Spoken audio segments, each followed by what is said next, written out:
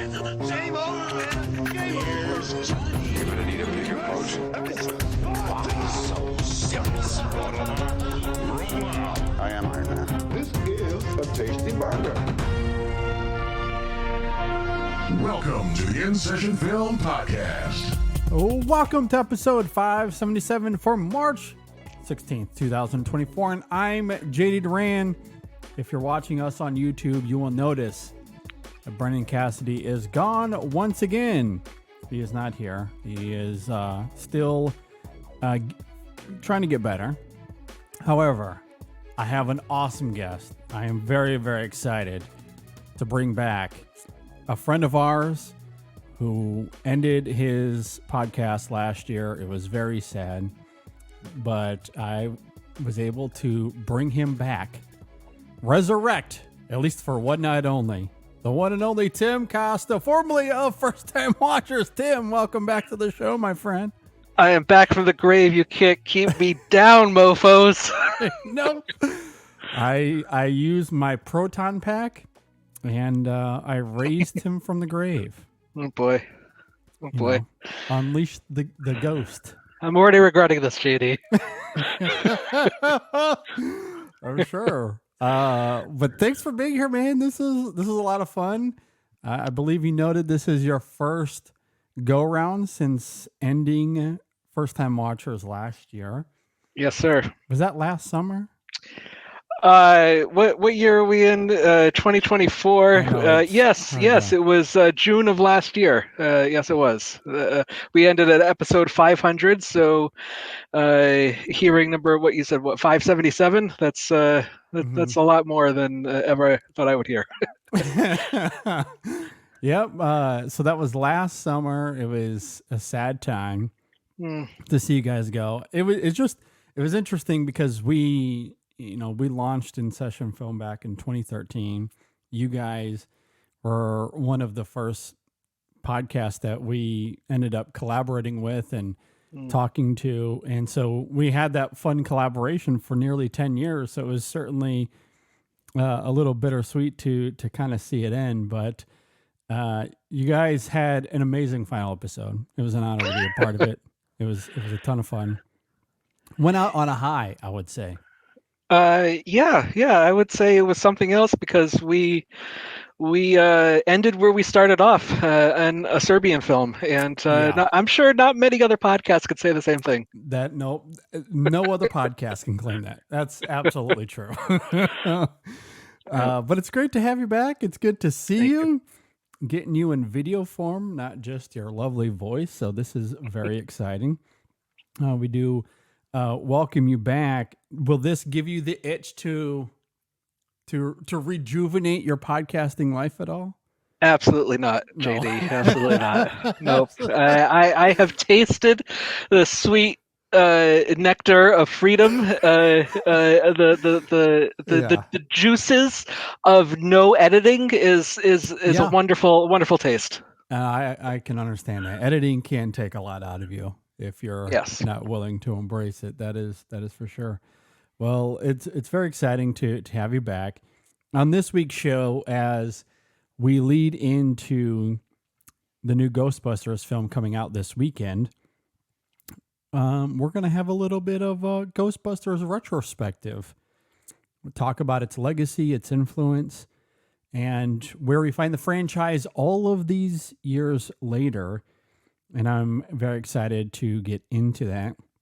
Before we do, though, I wanted to get your thoughts. This was a huge talking point earlier in the week. We finally got a trailer for this new Crow remake that is coming out. I'm curious what you thought about the new trailer for The Crow. JD, you're resurrecting a very old segment on my my old show in which we did something called Trailer Hitches, and we talked about a trailer that either piqued our interest or did not. And I think I'm gonna have to backtrack. Should we just start with movies we've been watching? No, please.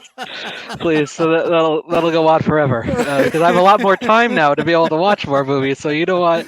Look, I already said to you I don't want to make this a 4-hour show. So that's true. Anyway, we're not going back in time that much. As far as the Crow, in this new trailer, I think I'll have to bitch about this one because, look, I'm not even nostalgic for this franchise, this material to begin with, because I wasn't a fan of the original movie from 1994. Considering it came out when I was 16 years old, it probably would have been in my wheelhouse at that time, the age period. Sure.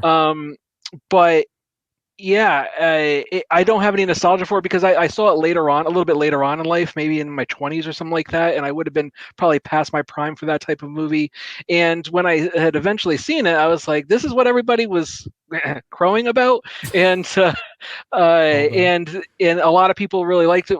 My former co-host Wally, was a big fan of that movie, but I just never saw the appeal of it. But I understood its influence. I understood its its fans and its fan base. But this movie, it looks, this new one with Bill Skarsgård, it looks like it's repeating the same thing, probably more violent. The trailer, it does depict a lot of the violence that I guess you're going to expect from the film itself. And I'm not sure it's doing anything truly different than what we've seen before, or even any other kind of alternative comic or graphic novel adaptations we've seen in the past 20 years. It struck me as a big shrug, really, and I have no idea who is FKA Twigs. I'm so old. I feel so old because I have no idea who that is. I couldn't tell you either. I mean, I know she's famous. I think she's a British singer. That's all I can tell you. I don't really know much beyond that either. That just tells you how old we are. What about yourself? What did you think? So I'm with you. I don't have much ties to the, what was it, 1994, 95, whenever that film came out. I don't have much ties to it either. I caught up with it, years later, and I thought it was fine. I liked it okay. I certainly didn't love it at all. So I don't have any sort of nostalgic tie to this film, but I don't think this footage does itself any favors. It looks like it's obviously trying to ride the coattails of its predecessor in many ways aesthetically, which you expect to some degree, but there's something about the way it's shot just looks quite banal to me. And also it feels like when it comes to the action that they depict in the trailer, it's like a cheap knockoff of John Wick is what it feels like. They're trying to grab those vibes, but Rupert Sanders as a filmmaker has no idea how to make a John Wick movie. That was kind of my takeaway. And his filmography in general isn't great. And like him at the helm here gives me huge pause for this. It's interesting because you mentioned Rupert Sanders, and he directed the Ghost in the Shell live action film, and that itself too is relatively uninspired and doesn't really do anything to separate itself from the source material. Exactly, and that's another great comparison there. I didn't really like his Snow White in the Huntsman movie either, so. He kind of screams to me director for hire. And I think that comes through in this trailer. It just looks kind of vapid to me. Now, it's just a trailer, so it's not necessarily indicative of anything. It's the only thing we have to judge at this point. It's all we have to judge at this point. I love Bill Skarsgård, though. He looks like he's fully committed to the role, and I'm excited to see his performance here. And FK Twigs, again, I don't know much about her, but, seemingly from the trailer, from a performance standpoint, I think there'll be something there to be excited about. But beyond that, like visually, it just, I don't know, looks kind of dull to me. Yeah. Looks kind of banal. I agree. I don't really know what else there is to add about this because, you do mention Bill Skarsgård and his commitment. It's pretty hard to question his commitment to a role after seeing his performance in something like It as Pennywise, and it'd probably even be hard to top something like that. Yeah, for no doubt. So I'm curious if any of that comes through in his performance when he gets all vengeful, in that film. If that'll kind of come to the surface, who knows? We shall see. But a lot of people were talking about that trailer earlier in the week, so I at least wanted to bring it up here. All right, let's get to our Ghostbusters retrospective. And I guess we don't necessarily have to talk about these films in order. I guess I'd really like to just start off by getting your thoughts on those first two Ghostbusters, I guess, broadly speaking. What you think about them? Were they a part of your childhood in any significant way? And how you feel about how does that change how you feel about them now? It's interesting. The first film, came out in 1984. I'm 6 years old when it comes out. So obviously too young to go to the theater, too young to see this movie at that age. But as it was probably recorded. Kids ask your parents on VHS, and I saw that over the years growing up, and I enjoyed it, a lot. And it's really interesting, years later, looking back on a film like this and the material that's in it, and seeing how much stuff went over my head as a kid, as somebody, 8, 9, 10 years old, watching this on a constant basis, and being just like, how does a lot of this stuff just go right over my head as at that age. And then I remember going to see the sequel, the second one. I guess it was released in 1989, and in the theater, and it wasn't until, once again, years later, hearing people deride that and just saying it's just an inferior sequel. It wasn't very good. And I remember enjoying it at the time. And then the subsequent, home viewings on VHS or cable TV, quite enjoying that movie. So that one, sticks in my mind a lot as well, in terms of some of the set pieces, especially the end of that movie with the Statue of Liberty and whatnot. And so I probably have more fond memories than most people do of that movie. And then when it comes to any of these later sequels, I just really wasn't a fan of. Well, I guess we'll do we'll talk about I don't know how you refer to them, the more spiritual sequels, the actual follow-ups to these, with Ghostbusters Afterlife. I was rather underwhelmed by it, and found it to be tugging on the heartstrings, the nostalgia strings, too much, especially at the end of the movie. I don't know if we're going to spoil what happens at the end of the movie, but a certain character appears, and it really makes you, I don't know, question the morality of that in terms of the filmmaker's intentions. And I understand you have, the son of the original director making this movie, and I don't know, does that birthright give you a carte blanche to do whatever you want? I'm not sure what that actually what that entitles you to. Sure.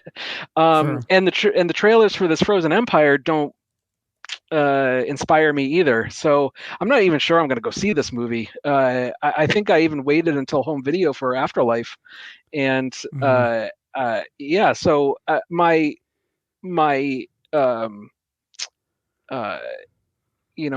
best feelings are left for the first two movies, and probably the first one the most, obviously. Yeah, this is an interesting franchise for me as well. I have a very different experience from you. really in many ways what should make this conversation fun, because I did not grow up on Ghostbusters. The first one came out the year before I was born, and the sequel came out when I was 4 years old. So I did not see them when I was young, and because my parents never introduced them to me, it wasn't anything that they were interested in. I simply never watched these films as a child. Had zero experience with Ghostbusters until at least high school, maybe even college. Did not see the animated show, wasn't drawn in by any of the merchandise or the toys or anything. I had zero Ghostbusters experience until high school at the very least. So I just do not have any nostalgic ties to these movies. Now, the first one I do really like. And I think maybe because I don't have that childhood experience or nostalgia with it, I don't hold it in the highest regard like many do, because I'm watching it through the prism of my college adult, young adult perspective. And, and I like it. I think it's fun. I love its juvenile sensibilities. I don't know if the film is beyond those juvenile sensibilities, but I also don't know if the film is trying to be anything but that, which is perfectly fair. And so, yeah, it's a fun movie that really leans into its premise, and you certainly gotta admire its effects for the time. I have a lot of fun watching that first one a lot. Now, this is where I'm going to lose people, and Again, I beg you to understand context here, because I don't have this deep-rooted nostalgia. Like when I watch the sequels, because there's no heavy weight that's tying me down, I feel like I have a sense of freedom to enjoy the sequels maybe a little bit more. Because Ghostbusters 2, and I just watched it again the other night in preparation for this conversation. I'm not saying it's better than the first one. And I'm not saying that people should like it more than the first one. I'm just saying if a random person on the street told me that they liked it better than the first one, I would not scowl at them. I wouldn't be angry or throw my fist in the air.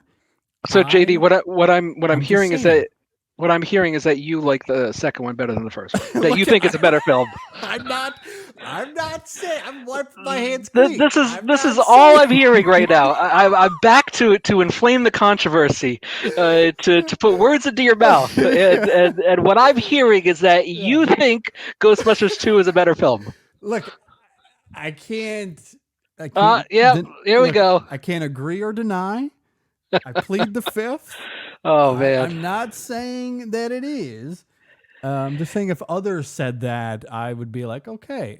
Look, it's been a while since I've revisited the second one, but I do remember enjoying the villain of it, the Carpathian. What's his name again? I'd have to look it up. Something the Carpathian or whatever. Absurd. Yeah, and I remember the premise, but I think my memory of that film is that it is far more plot heavy than the first film, and I revisited the first film last night, and it's really interesting how Harold Ramis stars and co-wrote this movie, and because it shares a lot of DNA with the with Animal House.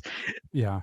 Because it features these band of misfits, these outsiders who are trying to find their way in life, and they're also finding ways to stick it to the man, and they're all the while being sardonic and witty with whoever they come across, and also you mix that with Bill Murray and Dan Aykroyd, who are coming off of Saturday Night Live and other smaller feature films. Well, I wouldn't call Blues Brothers small, but Meatballs, for example, and other projects where they're honing their comedic styling and techniques. Mm-hmm. And you mix these together, and the movie itself is more of a series of skits. scenes one after the other, and they're utilizing their improv abilities, specifically Bill Murray, who does a fantastic job of playing off of every character with his improv techniques. And there's so much ad-libbing in the movie. There wasn't much of a script. There was a basic outline of the movie, and much of the movie is ad-libbed. So and I think when you look at it from an outsider's perspective, you can tell, if you're trying to break it down from a filmic perspective, and scene to scene, there's not much that ties one scene to another, because it moves very briskly. It's a very fast-paced movie and it doesn't take any time at all to explain anything.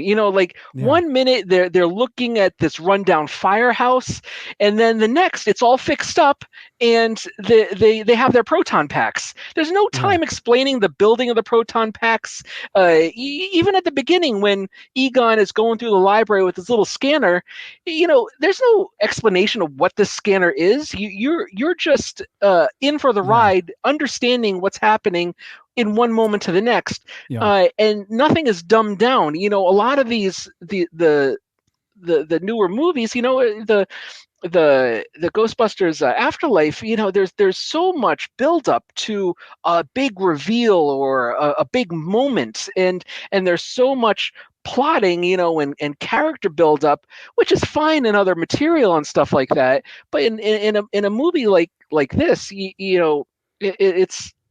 it just works so well because of the comedic timing between the characters. Yeah, and I think that's where, again, for me, because I'm certainly looking at this film, speaking of that first one at the very least, from not the lens of childhood, but someone who caught up with it for the first time in college. I appreciate a lot of that frenetic energy that comes with the film, kind of making things up as they go, so to speak, which I do appreciate. But I also think that's where the film loses me at times, not in any sort of significant way, but maybe in comparison of like holding this up as some classic movie that everybody needs to see. I guess I just can't go that far, because I think the film does fizzle out in places, or it doesn't quite work for me, such as the Bill Murray character of Peter, when he just immediately starts pursuing Dana when the first time he goes to her apartment. Like, I do think there's some great comedic timing there. From a script perspective, I think that is extremely messy and I don't think works at all. And even as that becomes a thing later on, it feels a little disjointed. What I like about that in the second film is it feels a little bit more streamlined, like they had a plan and how they wanted to execute that, and so it feels more seamless and more organic to the material of that film and the characters and their involvement there. So and to me, that is ultimately the big difference. Again, I just watched Ghostbusters 2 the other night. I would argue there's really not much plotting. The only plotting of that film is there's this painting that wants to come to life, and there's this ooze underneath New York City that helps make that happen. That's it. That's as far as the plotting goes. A lot of the mechanics of that film are very similar to what you're talking about with the first one, and how we're introduced to things. None of it's really explained. And, the film kind of comes and goes as it wants. And that is certainly the charm of Ghostbusters. I appreciate that. And again, there's a juvenile sensibility to it that I think is really great. It's very kooky in many regards. There's I love how silly and goofy these films get. And again, that I think it's certainly at the core. It is the ethos of Ghostbusters. Does it maybe keep it from reaching a certain height for me personally? Maybe, but I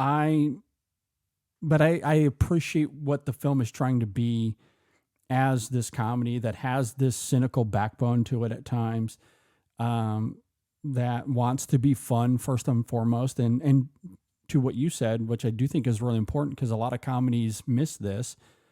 It's not trying to dumb down to the audience. It's throwing out a lot of jargon that they don't care to explain. You just embrace it as this is what it is, and you figure it out as you go. And a lot of movies now would take the time to explain a lot of that. So I do agree with you. That is absolutely part of the charm. And I think the formula for the second one maybe underratedly, I think, maintains that. But what I really like about the second film is that it does feel a little bit more streamlined. Like they had a little bit more of a plan as far as how they wanted that film to go. And that I think kind of helped lifts it up. Again, I'm not saying it's better. I'm not saying it's better than the first one. I'm just saying some people might like it as much. That's it. That's all I'm saying.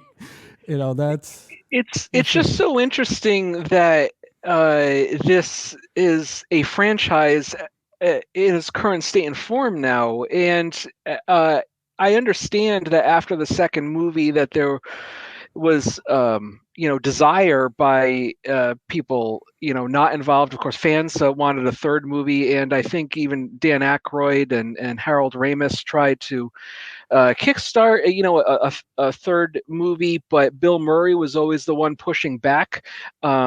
And for whatever reason, and whether it be he's looking for the right script, the right story, the right mix of anything, whatever it is, and all of over time that just got delayed and pushed again until people eventually just threw up their hands and said it's never going to happen. And then all of a sudden, however they get the rights to create this afterlife and reinvigorate this franchise, I think it does kind of a disservice to the original film, and maybe even you could say the first two,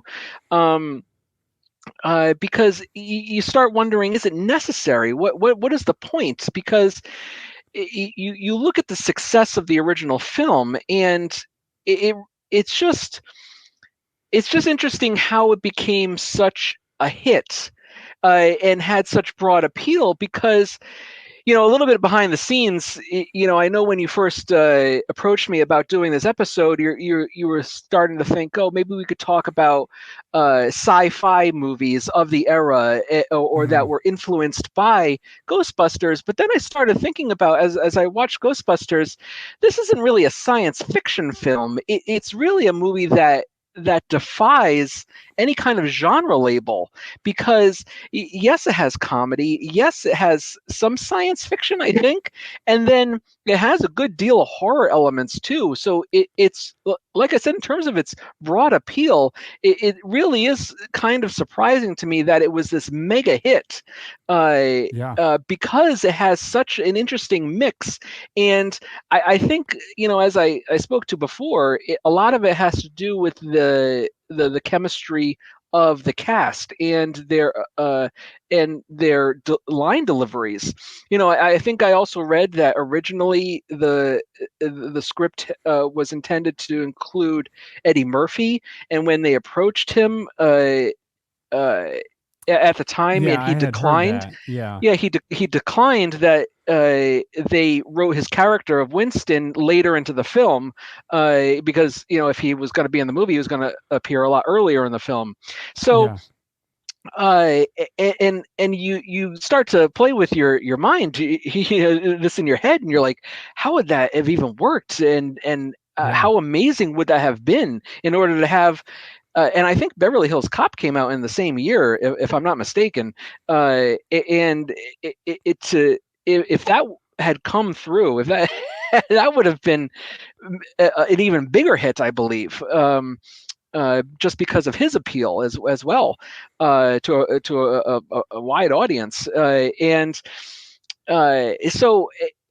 just going back to the essence of the film is just so interesting in terms of the genres, if you will, and the mix of people and actors that you have in there, because you have Rick Moranis added in this, who is a comedic genius, and he makes the most out of his limited screen time. And then you have a more serious actor like Sigourney Weaver, who is trying to keep a straight face anytime she's around anybody else.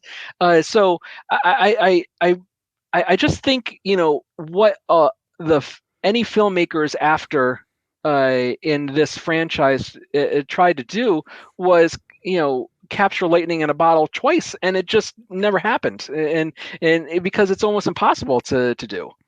Yeah, I think that's very fair, and maybe that's where my experience with this just influences that for me a little bit, because I just don't hold the first Ghostbusters as lightning in a bottle. It is really fun. It's goofy. Well, I mean, features ghost blowjobs, which is hilarious. Such a weird, awkward scene, because it's presented as a dream sequence, but he's the only one having a dream, and it's so odd. It's so odd. When I talk about lightning in a bottle, I'm not talking about it personally for an individual. I'm talking about it as like the cultural, capturing being part of the cultural zeitgeist. Yeah, and that's very fair, and that's where I do kind of wonder if Ghostbusters 2 should be included more in that. I mean, that's a film that cost $30 million and still made $220 million, which at the time, very good. Like, that's a very, very good return. And at the time, I think audiences, wanted more of that and went to the theater expecting more of what they had. We're so inundated with sequels and rehashes and reboots nowadays that, you're not going to get that kind of return on investment anymore. It happens every once in a while, something like Frozen and Frozen 2, Incredibles and Incredibles 2, but once again, we're talking broad appeal, and for a specific era nowadays. Then it was more likely, like Terminator and Terminator 2, for example, I think is a good comp. Sure. It's and the Back to the Future movies, for example. The expectation and the want and the desire in that time period. You're coming off of the Star Wars movies and the sequels in 1983, and then you're left with an audience who's wanting more of that kind of genre appeal with likable characters.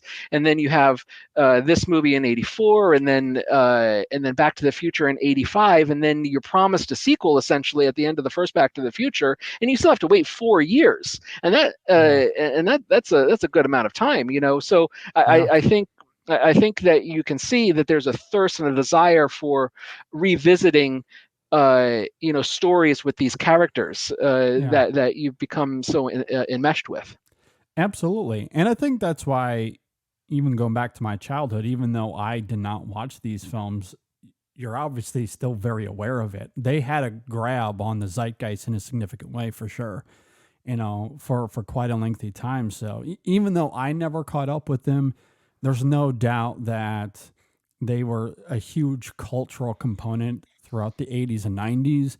And not just with the movies themselves, but there's, of course, the animated series, The Song, which is so, big as well. So, and even some of the one-liners that come from this film, that are iconic now. So, I mean, from a cultural perspective, yes, they absolutely call lightning in a bottle.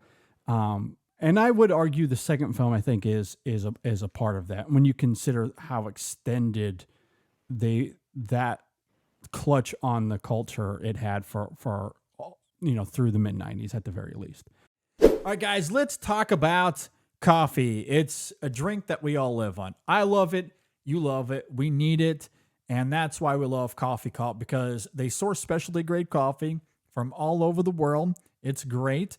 And they source specialty grade coffee, the top 2 specialty grade coffee specifically in the world. So what we're talking about is the best of the best. There are some coffee companies that will purposefully make lesser than coffee because they want you to buy milk and sugar and chocolate and all of these things that make up a coffee drink because, there's moolah involved with all of that.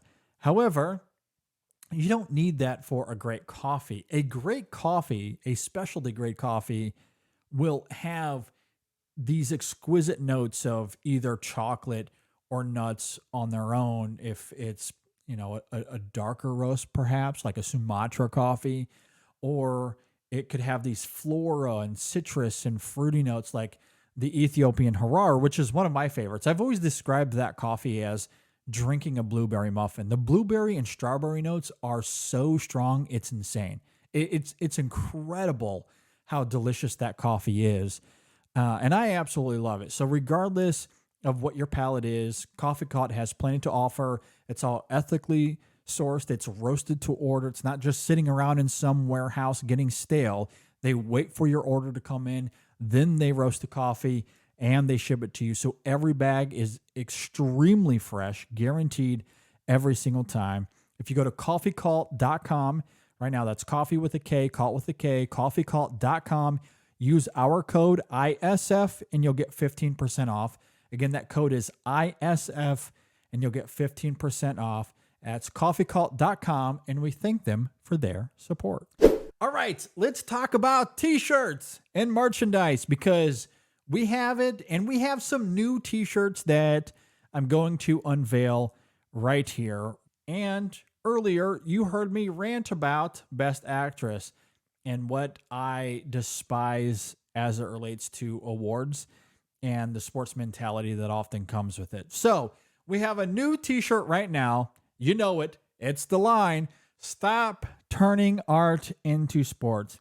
And there's actually a couple of different versions because I couldn't figure out which one I liked the best. I kind of like both of them.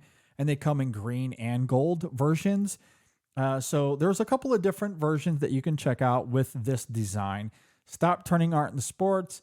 I love it.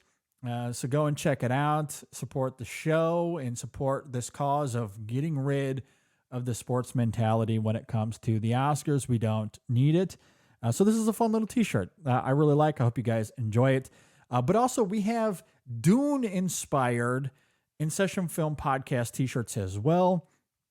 So it'll say the InSession Film Podcast in the Dune font. If you want to go and check that out for those listening. If you're on YouTube, of course, I will put up an example for you to see it there. But yeah, we have some new t-shirts, some new designs for you to go and check out, whether it be Dune, hyping in on the Dune sandworm train, or Stop Turning Art into Sports. Or if you want to go back to what I've mentioned many times on the show before, we have the t-shirt. The best thing that ever happened to La La Land is that it lost Best Picture to Moonlight. I still firmly believe that. So you can get that t-shirt as well. No matter what you like, we have plenty available. Of course, we have other InSession Film designs, Star Wars Barbie inspired designs, our logo, and all kinds of forms. So go check that out at tpublic.com/store/InSessionFilm, or you can just go to InSessionFilm.com/store. Either way, you'll get to our storefront there. And that's InSessionFilm.com/store, or you can go directly to TeePublic at tpublic.com/store/InSessionFilm. And we thank you for your support. And then, of course, they never came around to a third film until, 2016? You get the reboot of Ghostbusters, and that ended up being a failure of sorts. And then they shift to this direct sequel with Afterlife. And I know you mentioned it earlier that it's directed by Jason Reitman, who is, of course, the son of Harold Ramis, excuse me. And so there is this, to your point, that there's questions to be had about the filmmaking and the storytelling around Ghostbusters Afterlife. And I think what's interesting around, or what's interesting about that here, and again, I'm willing to admit that this could be because of how detached I've been from this franchise primarily throughout my life. And I understand there's some tonal whiplash to be had. Ghostbusters Afterlife is not the juvenile, goofy comedy that was the two films in the 80s. There's a semi-serious tone here. There's a sentimentality to it. There's obviously a lot of nostalgia bait. And if you want to criticize it for doing the whole, like what Star Wars did in terms of regurgitating the same plot, that's a lot of what Afterlife is doing as well. And going back to that first Ghostbusters movie, a lot of tie-ins, a lot of tie-ins. I will say this. I just watched Afterlife for the first time the other day. I did not catch it in theaters like you. Don't know if I would have even sought it out if not for this conversation, if I'm being perfectly honest. But I was kind of surprised by it. I ended up liking it more than I intended. Now, again, I part of it is certainly how I feel about the first two films, but the other big part of it, and this is just comes down to the ethos of who I am, in that I'm a very sentimental person. I'm very emotional by nature. And what I love about Ghostbusters Afterlife, not that I necessarily agree with its ethics, visually speaking, and how it brings a certain character back into the fold here. Did it need to do that? I don't know. Maybe not.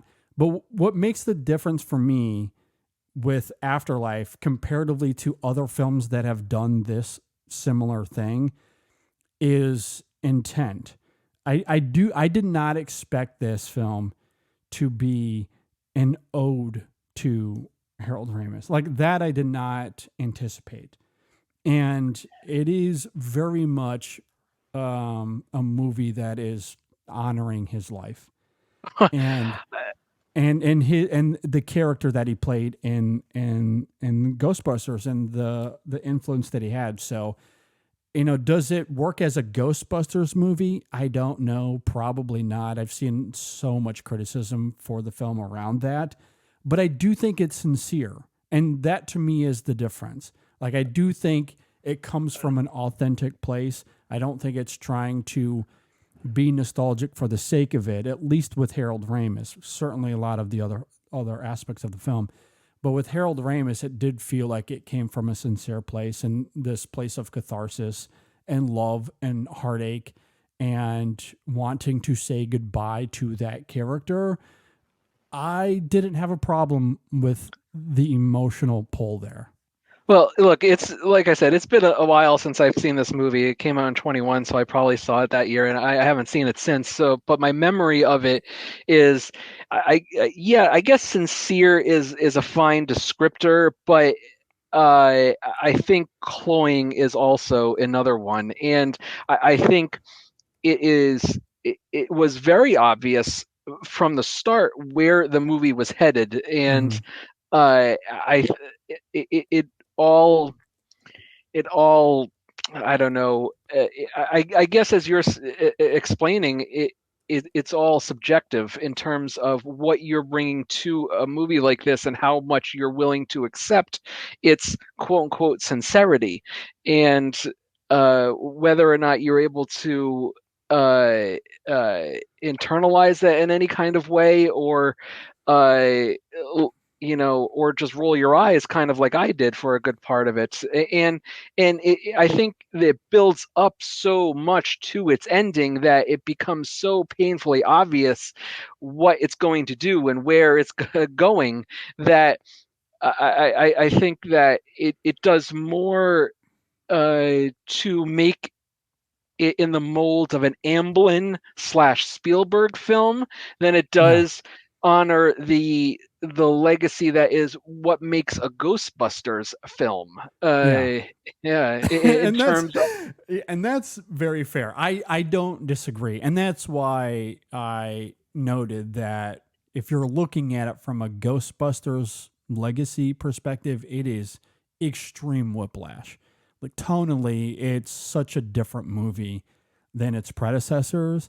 And I can understand why some would find that a little bit drab or disappointing here. But I also don't have that much tie to those two films, so I just don't care. To me, that was never an issue. Like, I had much more of a problem with the way it establishes its plot, which I do think it's much more plot heavy than those first two films, for one. And it's such a direct tie to that first film that if you're not familiar with the first film, or if you're not fresh on it, so much of what we see here is perhaps going to be confusing. Now, that said, I, in a lot of ways, don't mind that, because the film doesn't go out of its way to explain, oh, this is part of the first film. Like, it just pulls out names and expects you to know. And again, I do appreciate it's not dumbing down in that way. But at the same time, the way that it regurgitates plotting from the first film, that I found really rigid here. When comparatively to something like The Force Awakens, which is very deliberately flipping the coin and very deliberately trying to be subversive, at least with The Force Awakens, and certainly many other examples, when you take something that's familiar and you inject something new into it, I have no problem with films when they do that. This very much did not do that.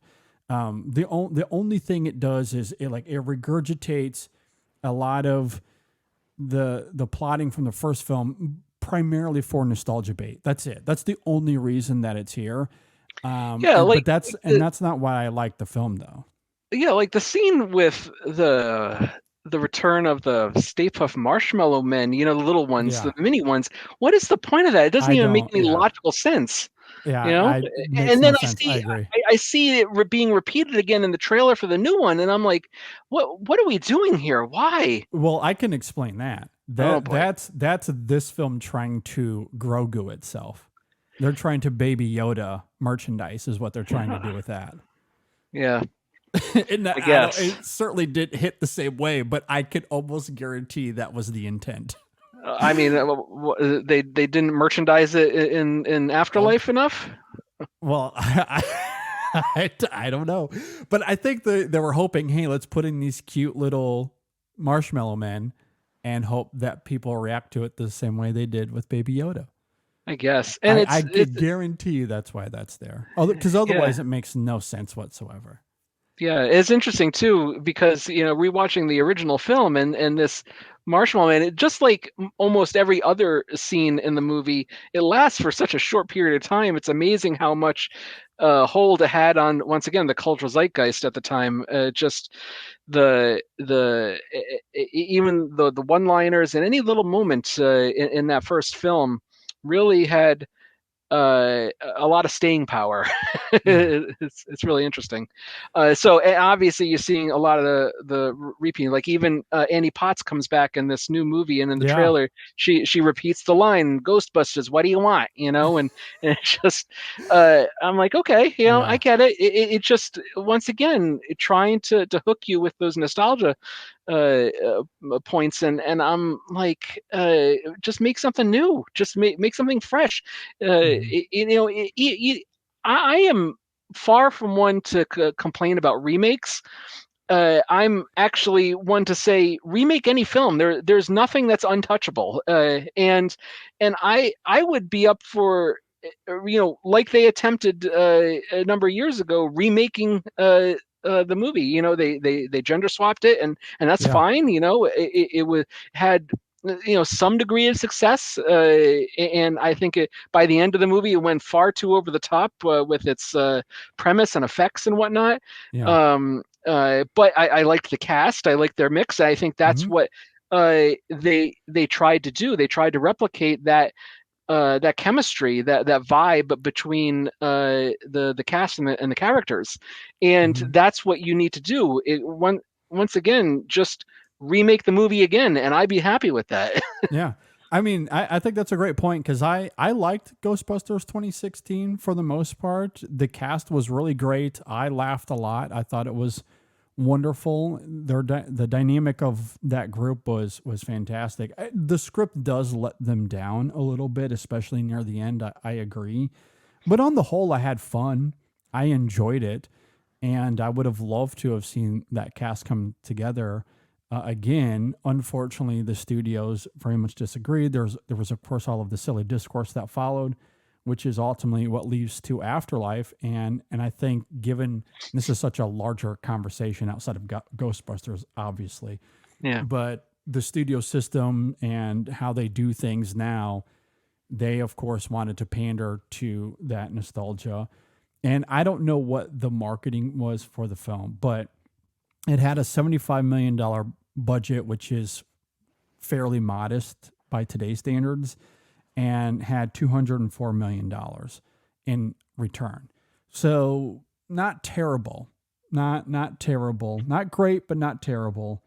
So here we are with the movie that's coming out next weekend. So I'm with you. Like, I don't know if the direction that they're taking with this current cast with Paul Rudd and that crew, I don't know if it'll lead to anything significant. If they want to reboot this franchise in a way that's less blockbustery and more in the sense of the juvenile tone of the original, that to me, I think, is where it should go. But I am very dubious that's where the studios are going to want to take this, though, because I don't know how much money there is in that with how audiences respond today. Maybe that's myopic of me to say, but I don't know. Look, it's so hard, I think, in the past year or two now to predict what makes a hit and what doesn't. When you look at Oppenheimer and Barbie being the two biggest hits of last year, and then I don't know. It's and then of course audiences waning from comic book movies. It's tough to predict nowadays what's going to be popular, what's going to capture public interest, I have no idea. Yeah, I don't know. The other thing too is if you're going to redo this, and they certainly tried with the 2016 film, obviously gender swapping, but I kind of wonder if that formula is the right formula.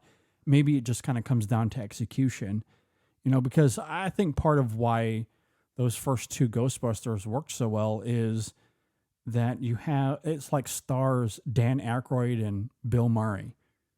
Like, you have two comedy legends that were at the height of their powers at the time these movies came out. And that, again, nothing against Paul Rudd. I love Paul Rudd, but that's certainly not what's going on here with this new crew. And,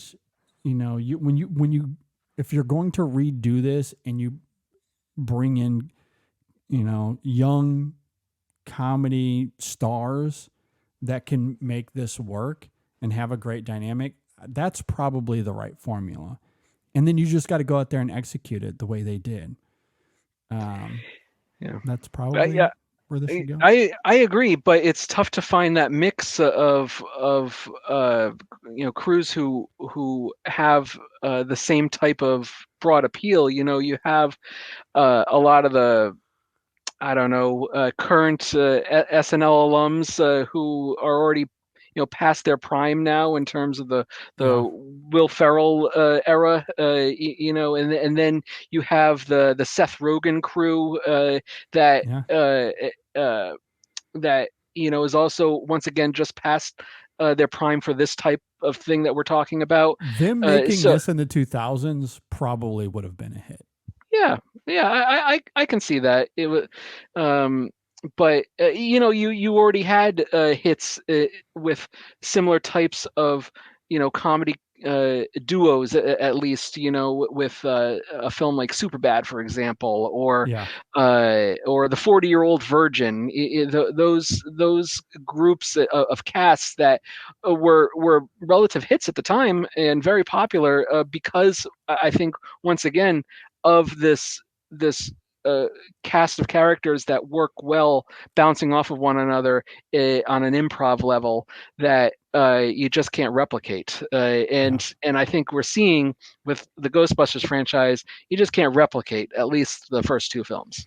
I agree. I don't disagree with that at all, which maybe leads to what should be the proper conclusion here. And I know this is going to sound crazy, Tim. I hope. You saying something crazy? No way, JD. But here's. I know this is going to be controversial, but maybe we just leave those films in the past.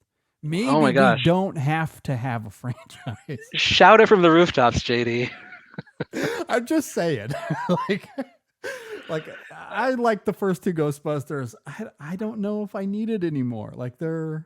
I enjoyed them. Look, there are classics for a reason, and they call them classics because they stand the test of time. There are hundreds, thousands of movies that have stood the test of time, that have been attempted to be replicated and duplicated, and that just don't work. You can't do the same thing that was done perfectly, originally. I agree. You can say that for any type of genre movie. You can say that for any type of movie that was successful for the time period, and that there were subsequent follow-ups, whether they be sequels in the same franchise or copycats. You look at Jaws, for example. It's never been duplicated. It's never been bested. You look at Die Hard over here. It's never been duplicated, never been bested. Movies that have had sequels upon sequels, and it just you just can't remake perfection. Which is fair. I would go to bat for Die Hard 3 in the same way I did Ghostbusters 2. Not saying it's better. Not saying it's better. Once again, you heard it from JD. Die Hard with a Vengeance is better than Die Hard. Good job, JD. Good job. Look, I'm just saying, you brought me back for this bull. You brought me back for this bull crap. What did you do? Look, again, I'm not here to manifest any sort of debate. I'm just saying some sequels, not as good, but could inch closer. You're not here to manifest debate or controversy. What kind of podcaster are you? Well, I have to bring something to this conversation. I didn't want to just have this be an hour worth of us praising the hell out of that first Ghostbusters and then absolutely dogging on all the sequels. That would make for a boring conversation. So, look, I understand more people will be with you than they will be with me in this conversation. I totally get that. And many of you listening probably grew up on these movies, and even if you didn't, maybe you just hold that first Ghostbusters in a higher regard than I do, which again I really like that original Ghostbusters quite a bit. The dynamic of the characters are fantastic. Everything Tim laid out earlier, it's great. It's disjointed, I guess. Experience does feel disjointed to me at times, and so I can't quite claim it as a high end classic for me, comparatively to many others, especially of that era. And maybe I don't know. This is a reach for sure, but these films also star Sigourney Weaver. You can't help but compare other Sigourney 80s films to this one, even though totally very different experience. Again, I agree, but I do love that when you look at Ghostbusters, it clings to its goofiness. It embraces its buffoonery, and I appreciate that. But there's other classics of the era that I just hold in higher regard. That's it. Interesting that you mentioned Sigourney Weaver and franchises she's been in, because it just made me think that it's really interesting how the Alien franchise has a better hit rate than the Ghostbusters franchise. But I think that there's a lot of other facors for that. Absolutely. I do agree there. Because with Ghostbusters, there just wasn't anything, at least from the film side, until 2016, right? There was nothing else in between. No, 1989 and 2016. So this is a fairly new thing. And I do wonder if part of the volatility here comes down to how the newer generation feels apathetic toward Ghostbusters. And I say that because, leading up to this conversation, I asked people on Twitter and on Facebook what they thought of Ghostbusters. And on Facebook, which I would say tends to be a little bit of an older demographic, there was a nostalgia for these films. When I threw the same thing out on Twitter, a younger-ish demographic for the most part, a very different response. Very different response. And so, like, I just don't know if there's an appetite for these movies. And yeah, I don't think... there's certainly enough that, Afterlife made, again, 204, not great, but something at the very least. But I don't think there's an overall appetite, though. Yeah, you're right. I don't think there is an interest overall for this movie or this franchise. But it's not like a studio is going to back down from approaching IP. That's true. Yeah, they're going to embrace IP at any opportunity that they can. And I don't know, I guess that's why I found Afterlife interesting to some degree. It's certainly, as we noted earlier, it's so very different from its predecessors, but I don't know. Like, I didn't find it cloying like you did. I found it sincere and coming from an authentic place. And to me, that element of the film wasn't overly cooked because it's at the beginning, much of the middle.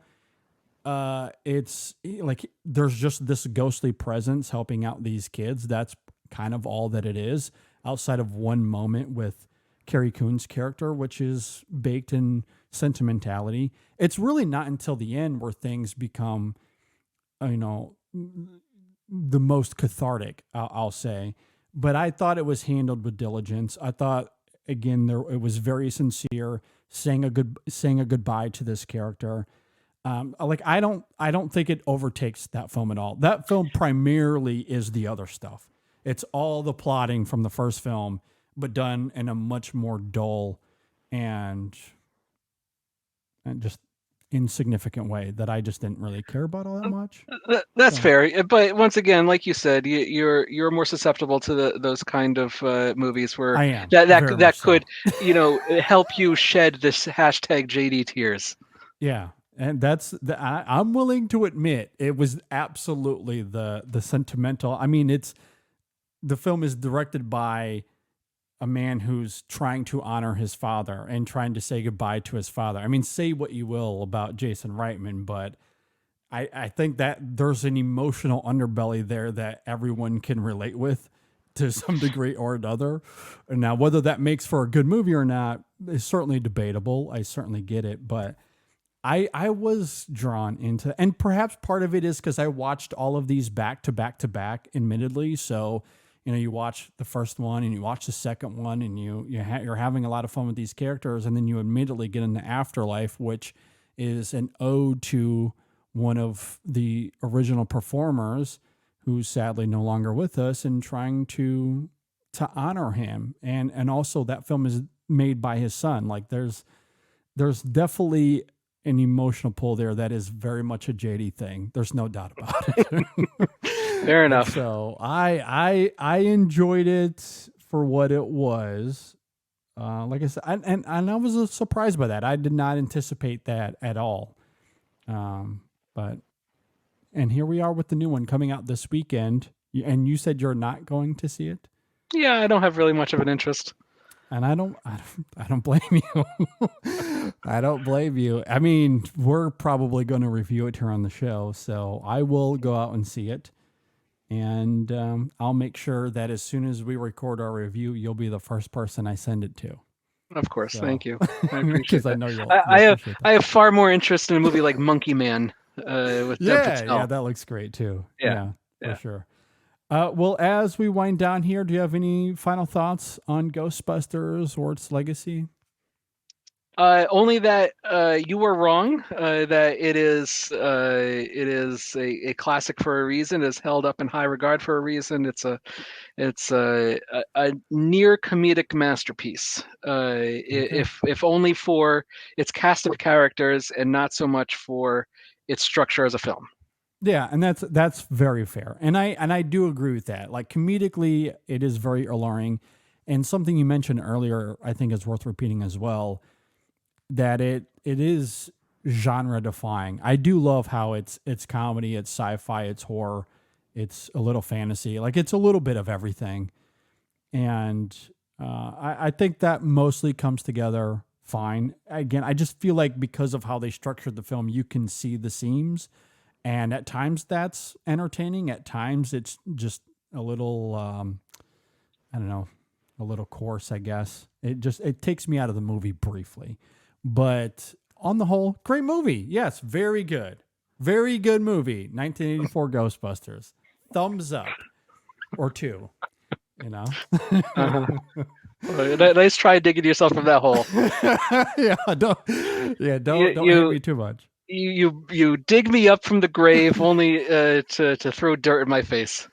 No, I did not say Ghostbusters 2 was better. I did. Yes, you did. You did. I heard it. Everybody heard it. Your millions of listeners across the world heard that you said Ghostbusters 2 is a better film than Ghostbusters 1. I'm just saying. I just think you're just saying. That's it. You're just making a statement. There's an adorable little baby. I mean, how can you not love the adorable little baby? Okay, throughout the film? You betcha. Like I think that maybe there's a little bit more chemistry between Sigourney Weaver and Bill Murray in the second one. Just a tad, a little bit more chemistry. Okay. Maybe it was thought out a little bit more. That's all I'm saying. Like it's not better. It's just little pockets here and there. I think come close. That's it. That's it. So at any rate, you tear up at the big Kumbaya song at the end, don't you? Yes, every time. No doubt about it. Because you know what's going to save you is love. Love saves you. Love is the saving grace. Absolutely. I mean, who doesn't love that as a message? Mm-hmm. You bet. Well, as we wind down here, should we Tarantino this and finish out the show by doing how you guys start your show or how you used to with movies we've seen recently? Should we just make this a first-time watchers episode? No. I think the listeners, the viewers have suffered enough. Okay, fair enough. Thank you for being here and filling in. Really do appreciate you, good sir. Thank you. So usually this is where I tell our guests to plug their stuff, but you gave up on first time watchers. It still exists out there. It's still there. It's still there. You can look up First Time Watchers podcast on Podbean, and it's still there for a little bit longer. I'm in the process of archiving it all on archive.org for the for its lasting legacy, for it to be dug up by the AI aliens at the end of that movie, when they find Haley Joel Osment at the end, when going through archive.org. When they plug into his brain and they can also access the 500 episodes that we did. Yes. 10,000 years from now. Yeah, that's a good way to put it. Very excited for that. If you've never listened to First Time Watchers, please go check it out. Even though it's not in existence anymore, some great podcasts up there from the last 10 years. Do you have a favorite episode besides the ones that I was on? I think those are lost in the ether somewhere. Those somehow got lost. I don't know what happened to them. Yeah. I don't know if I have any favorite episodes. I think our milestone episodes are pretty good. Where every 100 episodes we did something special or talked about some classic movie. I always liked the second time watchers we did when we went back and talked about a movie from our childhood, like we did today with Ghostbusters. So those were interesting. So if you find yourself on our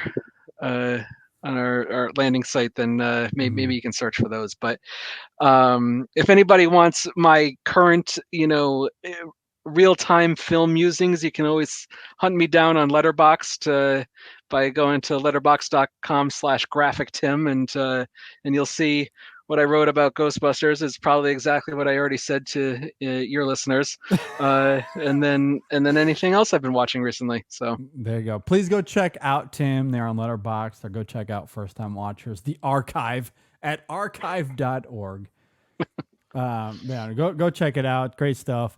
I will say this: I don't know the episode number, but one of my favorite memories coming on your show. And this was, I want to say 2013 or 2014. I was still in Kentucky at the time, so it was pretty early on. And you had asked me to come on for Modern Times, the Charlie Chaplin film. Yes. And that was the first time I had seen Modern Times. I immediately fell in love with it. It's one of my all-time favorite movies now. I've seen it, I don't know, over the last 10 years.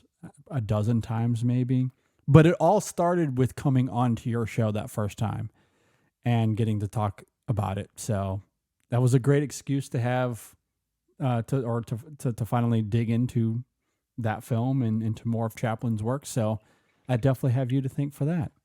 Oh, you're welcome. And that was episode 153, by the way. 153. Okay. Yes. And that was March 25th of 2015. What? No. Yes, way. it was. Yes, it was. Are you sure? Yep. Man, I'm positive. I'm looking at it right now. I believe you. The internet doesn't lie, JD. Never. The internet never lies. Absolutely. Well, appreciate you coming on. This was a lot of fun. It was great to get you out back into the podcasting world, back into our space. After this episode, you can go back to lying on the couch and napping or whatever it is that you non-podcasters do now. It's glorious. That's glorious. You should try it someday. I should. You should take a break. I know. You should let JD come back, and you should let Brendan come back, and you should take a longer break. Long break. Just go. Well, no, really that'll go. happen Bye. one of See these you later. days. Get out of here. Well, either way, do appreciate you coming on. This was a lot of fun. Just want to say a thank you to our VIP members, whether you're listening on Patreon, Apple subscriptions, or YouTube memberships. Thank you to our supporters there. It really does mean the world to us. People pay for this? Some, a few, yeah. Good for them. God bless you. Yeah, I know. They're the best. That's why they're the best. They put up with my horrible Ghostbusters, opinions. So. We will have some reviews coming out this week. I know that Love Lies Bleeding is one that is on the horizon, so you can be on the lookout for that as well. And there'll be a new Women in Session out this week, so you can be on the lookout for that. Be sure to follow us on social media as well: Facebook, Twitter, Instagram, Letterboxd. Just search InSession Film. You'll find us on all of those platforms. You can email us InSessionFilm@gmail.com if you want to get a hold of us via email. If you're watching on YouTube, be sure to subscribe to the channel, like the video, leave a comment, all that fun stuff. If you're listening on Apple Podcasts or Spotify, rate and review us there. Really helps out the show. And I believe that'll do it. Any final thoughts on anything, Tim, before we get out of here for this week?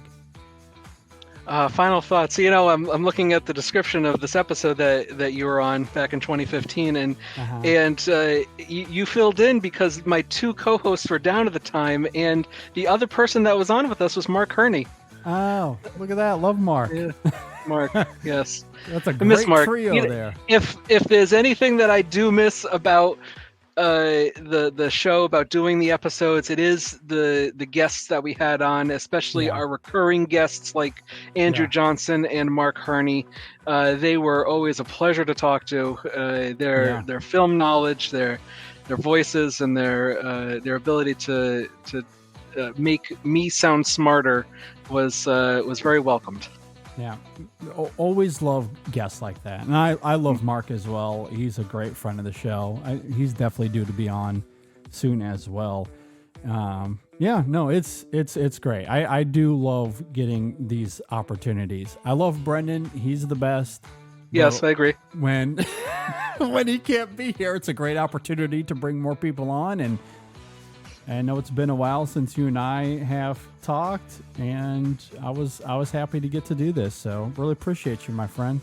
Thank you. I do appreciate it. It was fun. All right. With that said, thanks for listening. Thanks for watching, everybody. We'll see you next time on the InSession Film Podcast.